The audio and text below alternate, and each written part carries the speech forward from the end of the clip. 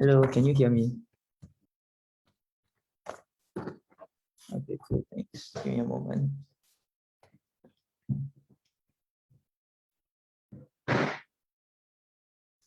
Excellent. All right.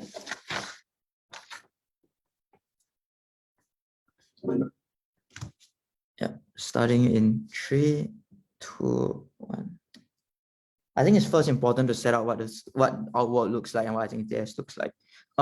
Insofar as we're talking about surrounding people, I think this looks like the relations that you hold, such as your family. It's often based on religion, nation, race, etc. So to answer Shrishti's question just now, I suppose this is somewhat geographical, somewhat identity based. The two, I think, tend to conflict and like overlap. I think the reality to recognize though is that these tend to be socially constructed and defined in the status quo rather than make things that are a priori true. What do I think the alternative is? We think this is likely to be a world where, independent of these particular relations, you're likely to have a world with significantly weaker conceptions of things like state, organized religion, and family links, the primary ways which people identify themselves and their moral obligations. This means a democratization of the way in which we conceptualize our relationships with other individuals in seeing that they all have equal moral worth. Why do I think this equal moral worth is likely to be high moral worth? There are two important reasons for this. The first is that I think in terms of people are fundamentally social creatures, and that means that they interact with each other and see themselves in each other. The implication of this is that I think it's likely that because you form connections with each other, that generates empathy with other individuals, that makes you want them to not like be harmed and want them to live good lives. But I also think that it's likely that in terms that the aversion to harm and the aversion to seeing other people suffer, like see how, for example, in the status quo, charities use some images of suffering of people with there's no relation to generate empathy. We think these exact same things mean that there's likely to be a high moral worth. Secondly, I also think that people recognize a self-interest in creating a world in which there's high moral worth, so that these same harms are not done unto yourself. This is not a normative claim. It is just something that I think people are likely to reach as a conclusion, in the same way they reach conclusion that the state was probably a good idea for us. To that degree, I think high moral worth is the relevant comparative that we want to defend. Two arguments, therefore. First, why I think this is principally necessary. Second, why I think this world probably looks better on it. First, why I think this is principally necessary. The first thing I want to note is that any differences that exist in the status quo are entirely arbitrary and luck-based. We are talking about the fact that the color of your skin, where you happen to be born, are all based on random birth lottery that has no moral worth to it. Insofar as they might claim that relationships create this moral worth, I want to note that the genesis of any of these relationships is inherently arbitrary because they are based on like the exact random factors that I previously discussed. The implication of this is that on that side of the house, your moral worth as an individual becomes absolutely random. And I think there are two key problems with this. The first is that if your moral worth as an individual is random, then that means that any subsequent claim that we make to the morality of an individual is similarly random, because it is random that we ask them to care about any other individual in the first place. If we reach the point that the basis for our moral claims are epistemically uncertain, that is problematic, because I think that these moral claims are core to one, our ability to encourage people to towards good behavior, and two, to police against bad behavior. Things like the criminal justice system premise themselves on being able to lay a moral claim to individuals in terms of removing their freedom. And if that is arbitrary, then we think that the premise of morality is fundamentally uncertain. We would prefer a world in which we are certain because we treated people the same and we're able to hold ourselves to that moral standard. But the second thing to note is that I think if your moral worth is random on that side of the house, then the basis by which you inflict suffering is random, and the basis by which you justify the suffering of individuals on that side of the house is fundamentally uncertain, which means that the suffering of any individual is a major moral wrong on that side of the house. Second question, therefore, why do I think we have a better world? Why do I think they lead to more of this immoral suffering that I think we talk about?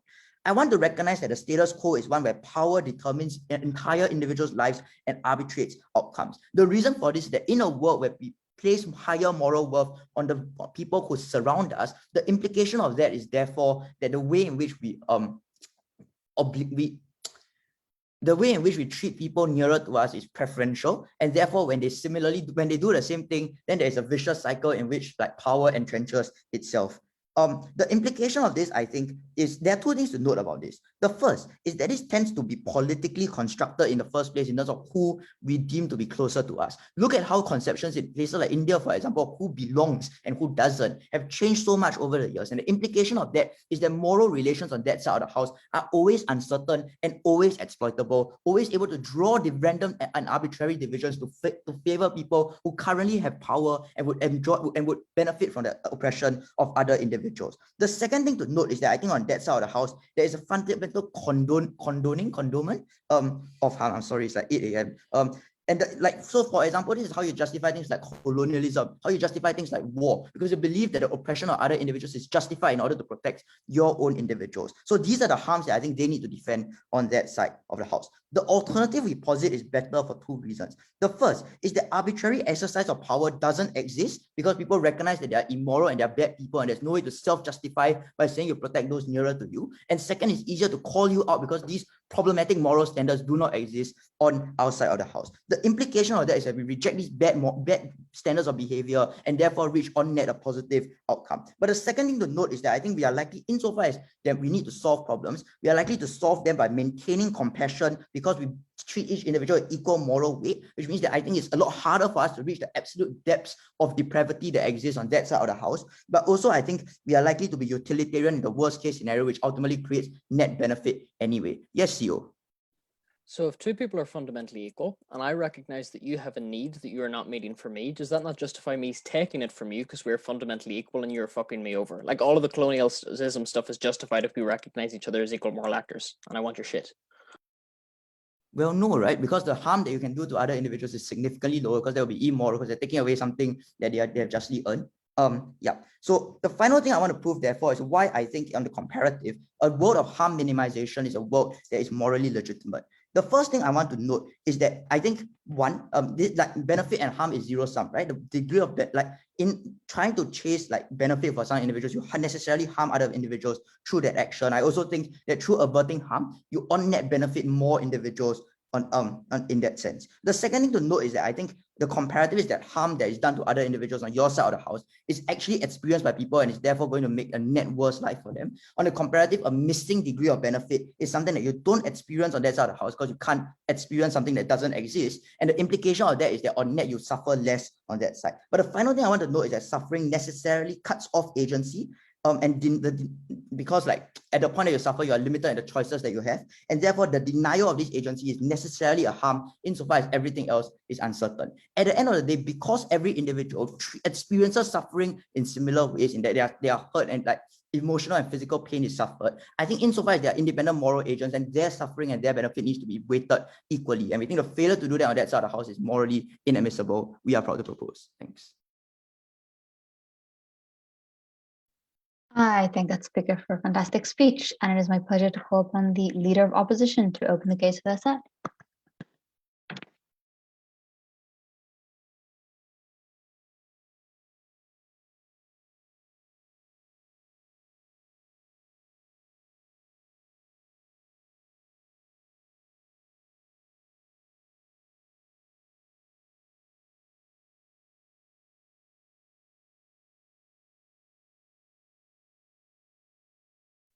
Can everyone hear me okay?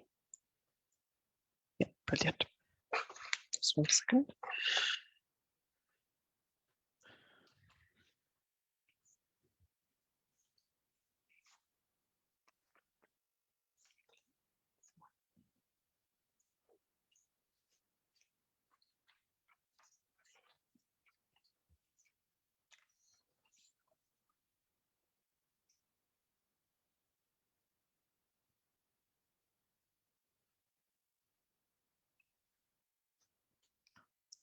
Sorry, 1 sec.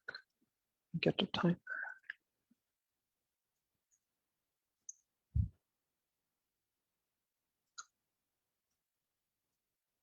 Okay, fab.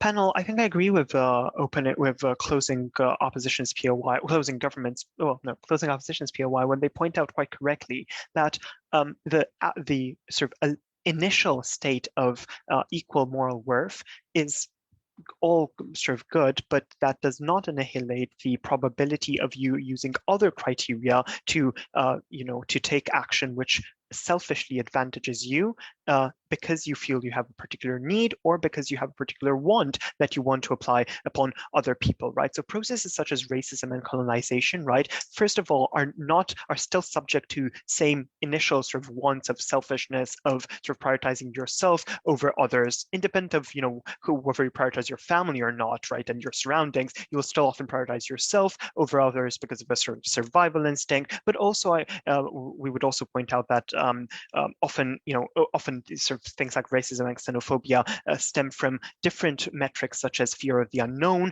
fear of difference, and sort of lack of similitude, which have nothing to do with the moral worth you ascribe to people around you, right, with your surroundings, but rather to things such as sort of the unknown or sort of not sort of known about, right? So that's just in terms of a quick rebuttal of opening government. But I think first of all, from opening opposition, we have four main points I'm going to present to you in my speech today. So first of all, the first point I want to make is about human relationships and about how, without ascribing higher moral worth to those around your surroundings, all of our lives will be far more impoverished in terms of quality of relationships and sort of the benefits relationships can bring us within our lives. Why is this? Because recognize that, and this is analysis which will be applicable for all of my speech, but recognize that all of us have very limited emotional bandwidths, right? We have a very limited ability to care for a very limited sort of number of people, right? This is just because of sort of the ability to focus mentally on a person and sort of extend our empathy to them and the limited time we have to do so. But it's also to do with the limited memory we have about their specific preferences and how we can specifically cater for those preferences and sort of manifest our caring to them, right? So we have very limited emotional bandwidth. This means that if you have a scenario where you see everyone as very absolutely equal moral worth, that means your emotional bandwidth is hugely diluted between all of these recipients of your sort of attention / focus, right, / affection, right? What this means is essentially that you are overwhelmingly unlikely to be able to establish meaningful relationships in this world in which you have a focus, you see everyone as having equal moral worth, and those around you have those around you, both in terms of geography, but also identity, family, and so on, have no special moral worth. That means relationships such as friendships, such as romantic relationships, such as family relationships, even though they still exist, they are very superficial because you have to spread out your affection and caring for all these numbers of people. That means that this robs you of joy, of depth of meaning, of shared experiences which really matter with these people, but also it robs you of pragmatic support, right, from these people, which they offer to you and you offer to them, right? Because if your sort of caring is so much diluted for everyone, that means you're willing to invest very little in one particular person, right?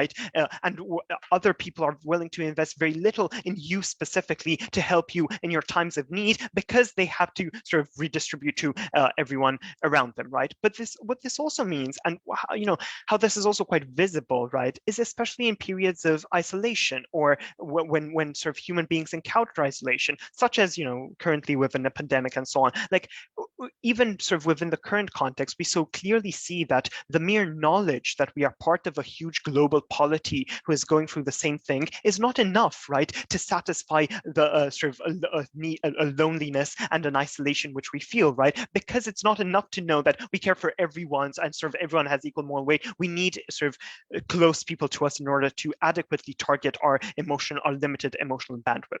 The second point I want to bring to you in sort of substantive today is that altruism and charity are far worse and far less likely to happen in a world in which you see everyone as having equivalent moral worth, right? Because obviously, again, the cost you are willing to incur for others you care about is far lower because you have to care for so many other people, right? Your sort of ability to care is split across billions. It's far more effective, rather, when in different instances you can pick certain specific communities which you developed an interest or empathy with and dedicate your moral caring to those communities in a specific time frame and later shift that around, right? So essentially, even especially, for example, when communities have to come together in solidarity, and that's far more effective when they can come together in solidarity in clusters, in small clusters, which create imagined communities for them, and in which they help each other to solve, for example, collective challenges, poverty, crime, and so on, to coordinate and pool resources within them. They're far more likely to do so if they can construct imagined communities which are close to them, which they can easily identify,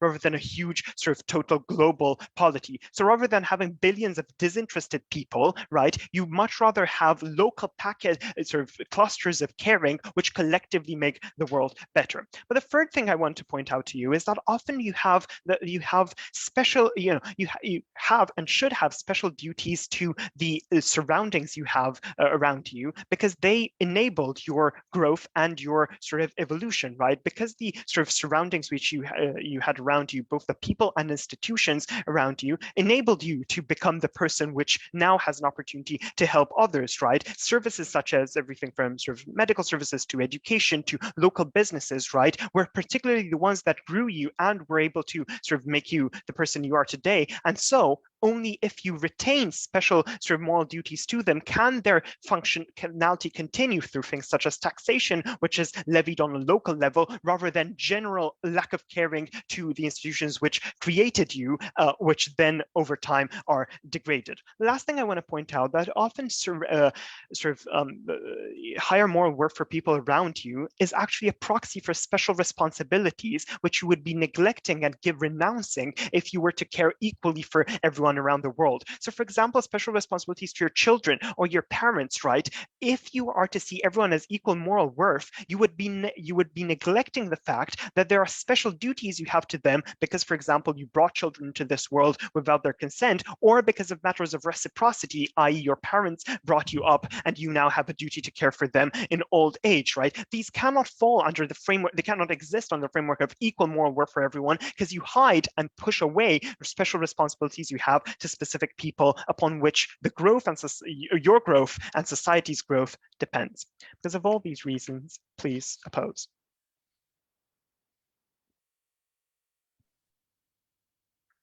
I thank the speaker very much for a wonderful speech, and it's my pleasure to call upon the Deputy Prime Minister to continue the case for their side. Sorry, am I audible? All right, cool. Starting my speech in 3, 2, 1. It is ludicrous to suggest that the colonialism of the entirety of Asia, the creation of race, the destruction of our governance, and the theft of our resources was a result of seeing us as being of the same moral weight as people from the British Empire. I would posit a few things in this particular debate. First thing you must establish is, do people care about others, and is the moral weight that they ascribe to others going to be a high level of moral weight or a low level of moral weight if everyone was seen to be of equal moral weight? I've seen moral weight a lot, don't take a shot every time I say it. Firstly, we think it's likely to be high. And the reason for that is because it is necessary for this debate to function. OO in themselves admit that people have a feeling of like reciprocity, have a feeling of fondness, have a feeling of desire to help others, which is to say that I think Sean gave you a bunch of reasons to why human beings in general are pretty suffering averse, which is to say we don't like seeing other people who look like us suffering. We don't like seeing other people having to go through pain because we can sort of extrapolate that to ourselves and feel as if that might be problematic for us. The second thing is just that humans are social creatures. At a point at which we interact with others, we're also likely to believe that other human beings deserve to be saved. What this therefore means is, even if we had to extrapolate that moral weight to everyone, presumably that is going to be a high level of valuation that we have for each specific individual and not a low one, because that is the immediate intuition that most people would have, and the alternative is no moral weight ascribed to them. This also means that we're likely to see others as having an equal moral weight to ourselves, which therefore suggests that we externalize that aversion of suffering to others as well.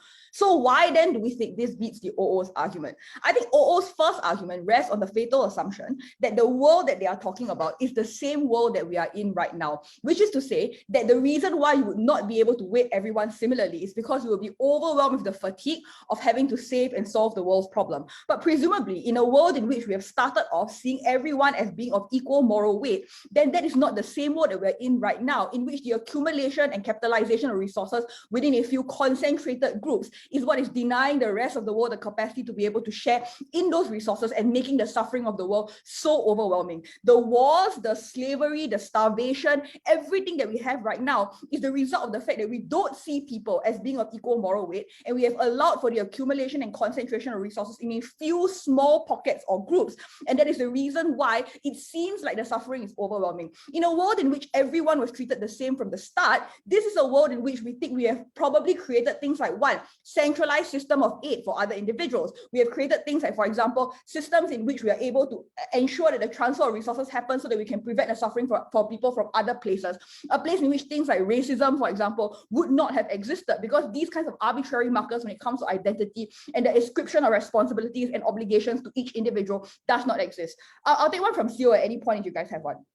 Right? So therefore, I don't think it's going to be overwhelming, and I don't think that it's going to be incredibly difficult for people to want to help, because not only is this a world in which those kinds of sufferings are not overwhelming, also this is a world in which you recognize that the weight of the rest of the people that exist out there, the billions of them, are there behind you in order to help you. So therefore, you recognize this to be a collective effort as opposed to the kind of fatigue that we feel now, because you feel like you're an individual and the only one that is seeing others as being equal to you, whereas the rest of the world has chosen to ignore it. Yes, Theo. So your arguments of being a social creature and aversion to harm show that you will feel an obligation to people, but not that obligation will be high. Given the constraints individuals operate on, you have to show that they will actually make good decisions, not just they will believe there is a decision to be made. No, that is literally the response that I just gave you just now, right? Because you are saying that the obligation won't be high because there'll be a lot for them to do. They're not going to make great decisions. I've given you reasons to suggest that if it is a collective effort and everyone knew that each other was willing to do the same thing, that doesn't actually take a lot from each person, right, in order to solve that problem. Like, the world and the earth can well provide for all the people that are living right now to a comfortable degree, but we are not doing it because people like Jeff Bezos, for example, have accumulated sufficient capital that necessarily deprives others. That's the point, right? Which is, right now, if we care only about select pockets of people that are around us, the issue here is that suffering and equality necessarily come at the cost of one another, right? So if you care mostly about the people who are around you, groups with more power are likely going to be able to unfairly and disproportionately capture resources in a way that creates a deprivation of others. At a point at which everyone is seen to be morally equal, then that redistribution can therefore occur. Then it doesn't become a problem on their side. Second issue then, how do people make decisions and why do we think it's likely to be good?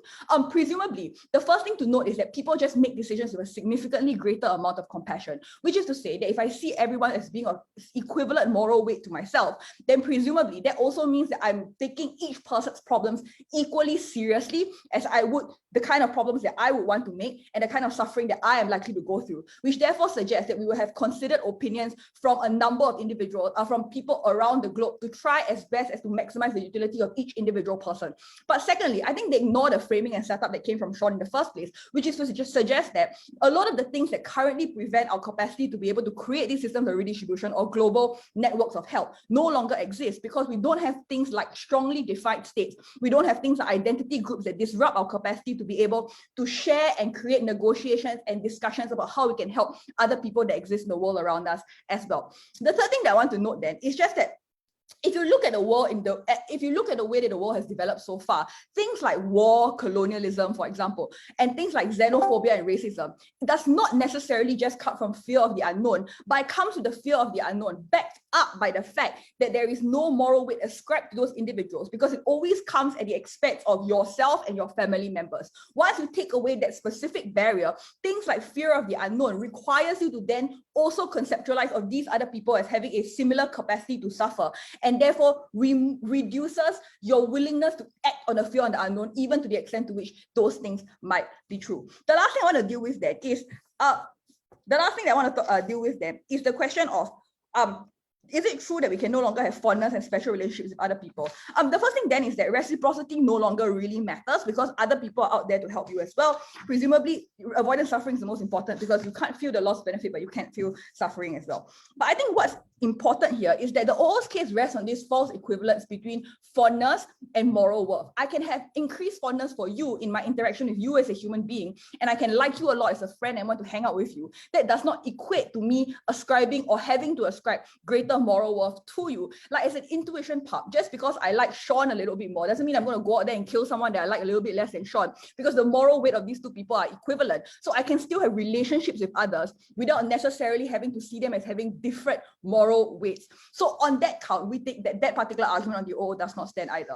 At the core of it, we need to realize that the world that we are in one in which we're able to make the excuse to ourselves that people have differing moral values and therefore act on it in order to prioritize ourselves and make ourselves relatively better than others, is precisely what's causing suffering. We are very happy to propose.